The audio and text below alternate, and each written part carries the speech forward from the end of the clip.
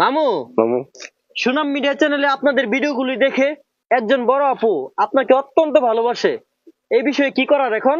না মামু, আপনার মামি মারবো, জি, মানে গলা কাট যাইব। এই বাচ্চা কাচ্চা আমি সংসার করতেছি, খাওয়াইতাছি, নাইন্দা বাইরা আমি সংসার করতেছি, আবার তাই এই তো তাই পিছাটা বেরোইতাম না। প্রিয় দর্শক আসসালামু আলাইকুম। আজ চলে আসলাম নতুন খবর নিয়ে ভাইরাল মোস্তাক মামুর পরিবারে। মামি, জি আপনি কেমন আছেন? বালা।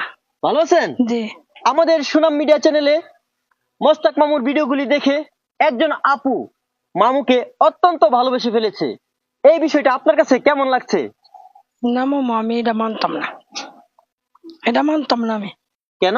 না, আমি মামুর জিগান আমার লইয়া খাইব দি, না খাইলে দেখেন গীতা করি। বুঝলাম না আপনার বিষয়টা।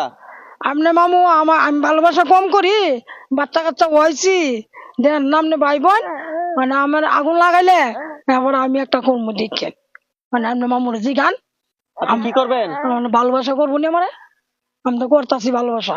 আপনি ভালোবাসা করতেছেন? তো আমি ভালোবাসা করি না? আপনার মামু ভালোবাসা করে না?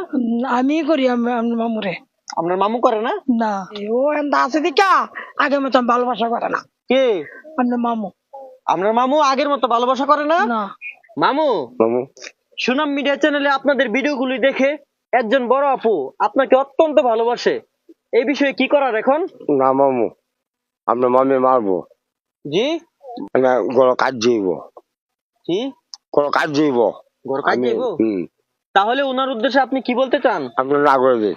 না করে দিতাম যে আপনাকে ভালো না বাসতে। হ্যাঁ আপু, আপনি যে আশা নিয়ে তাদেরকে বলেছেন ভালোবাসতে, মামু বলতেছে না করে দিতে।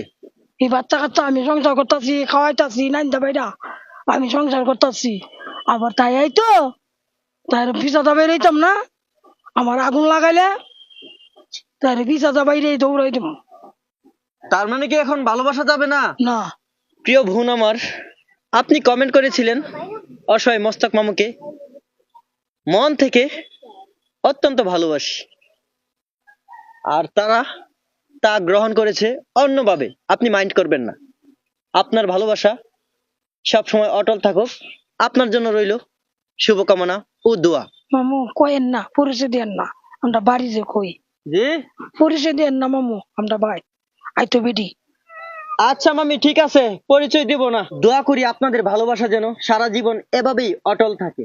যে আপনাদের ভালোবাসার মধ্যে অন্য কেউ বাগ বসাতে আসবে না, কেমন? আপনি চিন্তা করবেন না।